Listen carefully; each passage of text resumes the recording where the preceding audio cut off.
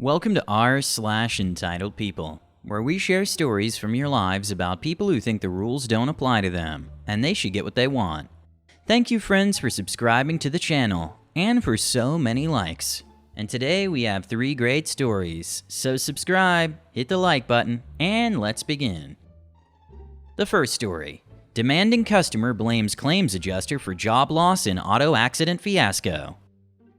The second story: hotel spider sense activated, dealing with a shady reservation. The third story: employee exodus amidst mismanagement and controversies. The first story is: customer demands my personal cell number and blames me for losing him his job. I work as a claims adjuster for auto accidents. A customer filed a claim after hours, and I follow up with him first thing this morning.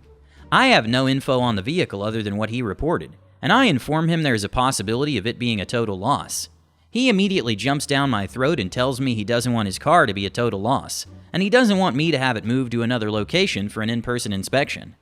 I start to discuss an alternative with him when he starts cursing at me and berating me, constantly interrupting me, telling me to just pay the claim. If it were that easy of a job, I'd be paid less, and my job would be a hell of a lot easier.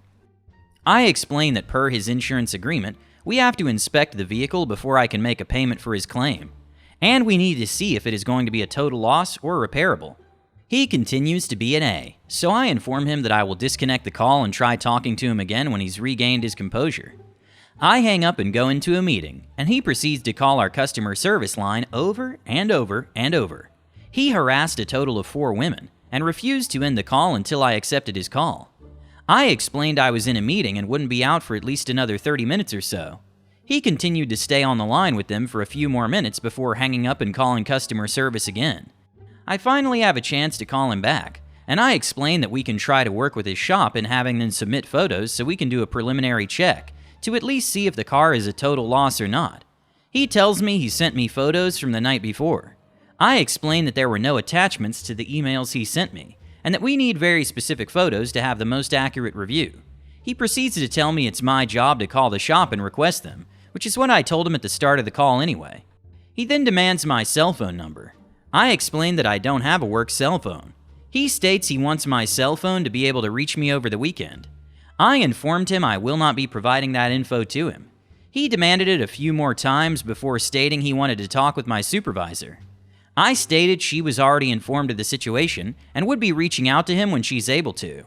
I'm not allowed to give out her contact info. He tells me that I need to have her call him immediately. I remind him that she's my supervisor and I cannot dictate her schedule. He proceeds to try to keep me on the phone until his demands are met. I inform him that I'm going to disconnect the call if there is nothing further to discuss, and he ends the call. I called the shop, and they also gave me attitude stating that I was keeping a good man from his job, and that I shouldn't be wasting his time like this. I asked if they could email the photos to me just so that I can get it done, and they say they will. I have an uncommon last name, so I made sure to spell it out for them multiple times since it's part of my email address. 2 hours before I leave for the day, I still don't have the photos. I text the customer and let him know, and he told me he would call them. 5 minutes before I'm supposed to leave, I call the shop again and don't get an answer or option to leave a message. I text the customer to let him know that photos aren't received yet, and we won't be able to move forward on his claim until Monday. He starts blaming me for working in a different time zone, stating it isn't fair that I work 3 hours ahead of him. I explained that I don't work 3 hours ahead of him, I'm just 1 hour ahead, and the shop had all day to send me the photos needed. He now states that since he doesn't have a rental, didn't purchase the coverage, he's going to be fired on Monday and it's all my fault. I offer to set him up with a discounted rental, and he tells me he doesn't have a rental company in his area, but it's still my fault for him losing his job. Goodness gracious, I'm so sorry to hear that. You mean to tell me that your employer is so heartless as to fire you for missing a workday unexpectedly when it's your first occurrence or infraction with them? You may want to contact your state Department of Labor then. He tells me I should just pay the claim, and I'm holding up his claim for no reason to make life difficult for him. I wonder what he thinks happens to adjusters who don't follow due diligence on a claim and just pay it. We don't get cookies, that's for sure. In fact, we face termination with our employer, fines with the state the claim was handled in, and possible jail time. Oh yeah, and our employer can sue us for the money we paid to the customer without authorization.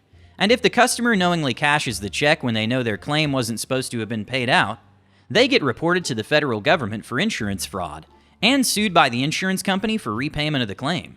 I guess I'll see what he has to say on Monday.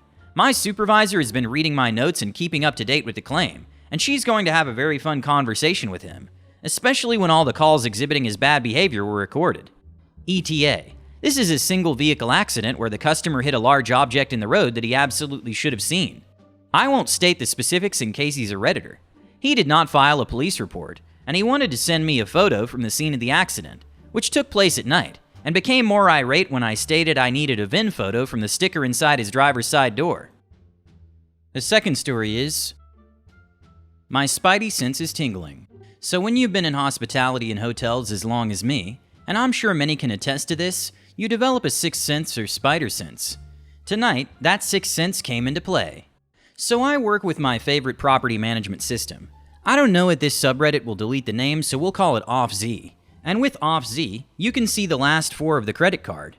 Well, tonight I have a reservation that has the red flag on it, meaning it's either a first-time user of the digital key or it's shady.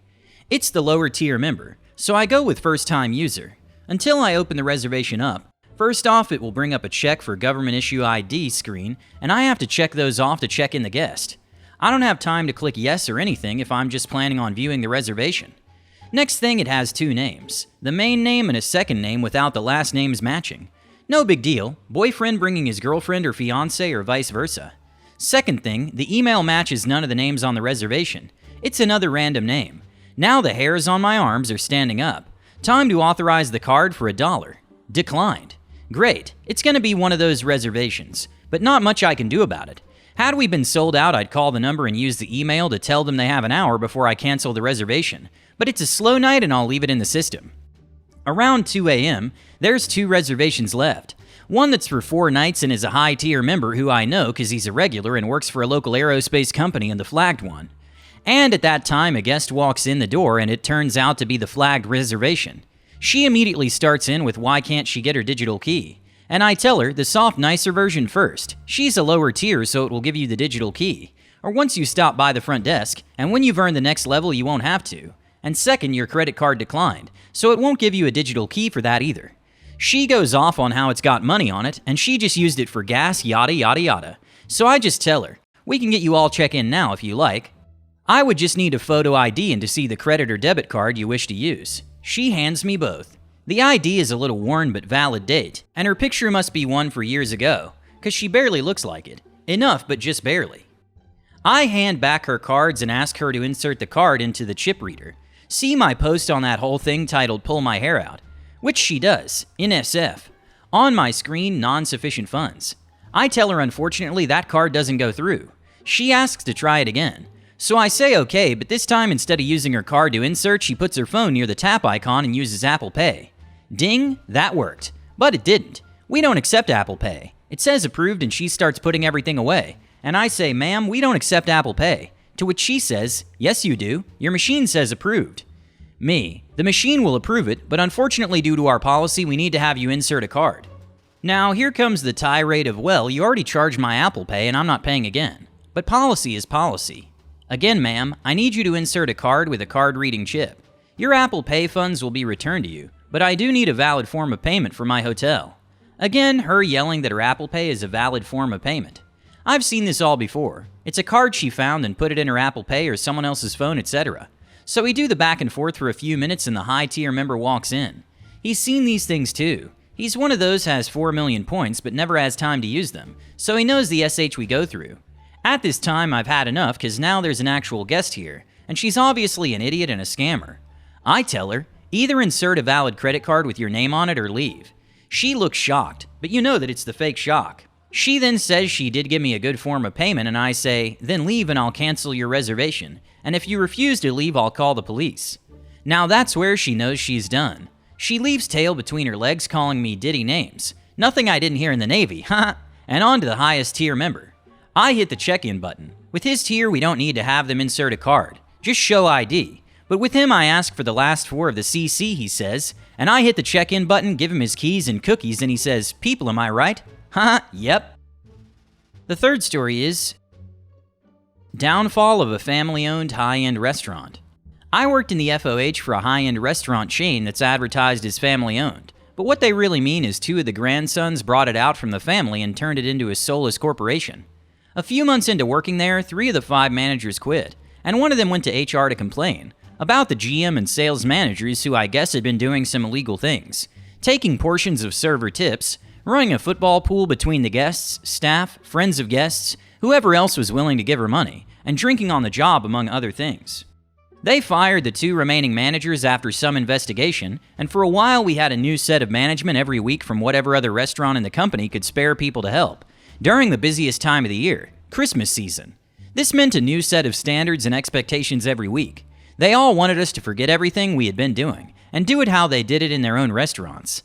That was when it really started going downhill. One of the temporary managers was eventually promoted and moved to our city, and we slowly started building up a permanent management staff again, and everything seemed like it might get better. Then the owners of the company got sued for not paying royalties or licensing fees to the other members of the family and lost, filed bankruptcy, and while they publicly said it hasn't impacted any of the restaurants, the very first thing they did was cut employees' health insurance. People who have worked full-time at the company for 30 years suddenly lost their health insurance because they raised the required number of hours to qualify by a significant amount, while also making sure no one could get those hours. Then problems with the new GM started popping up.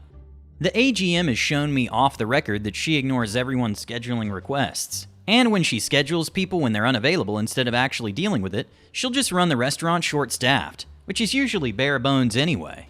She's been approached about it, but she refuses to post the schedule for the following week, until the day it runs out, which has resulted in people not showing up for work on Thursday morning because there was no schedule posted when they went to bed Wednesday night. She'll sit down and have dinner, on the clock, with guests, but she won't make any time to talk to her employees, and I've overheard other managers complaining about how the company thinks she's working 80 hours a week when she actually works more like 30. Never opening or closing shifts. Surprise, surprise, she does the management schedule too. It really kicked off when I sat down semi-privately with her to discuss some problems me and a bunch of other people in my work group were having with a particular employee. And to clarify, I'm talking about verbal and physical abuse coming from this person, directed towards multiple people, all of which were too scared to come out about it because this person was friends with said manager. To give an example of how bad it was, she threw a stapler at the bartender. I told her all the issues we were having and was basically told it was my fault, because I'm bad at my job, even though she knew I was the spokeswoman for multiple people. At that point, all but 2 people in my work group started looking for other jobs, but none of us really wanted to just up and quit and leave each other high and dry. Everyone was planning on putting in their 2 weeks. It all happened within probably 2 weeks. The first girl quit after the GM called a mandatory staff meeting to have all of us scrub the restaurant from top to bottom, instead of hiring a cleaning service. And after cleaning from 11 a.m. to 3:30 p.m., wasn't given any kind of break between the staff meeting and her shift that night, decided she was done and walked out. The second girl stopped showing up after she was once again scheduled on a day the manager knew she wasn't available, and still managed to get scheduled almost every week. It was a weekly thing because she had suffered brain damage from a car accident, and had a lengthy neurologist appointment on the same day every week. From there, it was a chain reaction. We lost 4 more people in my work group alone. The SH elitist restaurant is failing now. It can't make any of its sales goals. Private parties cancel left and right, and everyone who still works there hates their job, and is currently looking for new employment. Thank you for watching. Hit the like button and subscribe to the channel.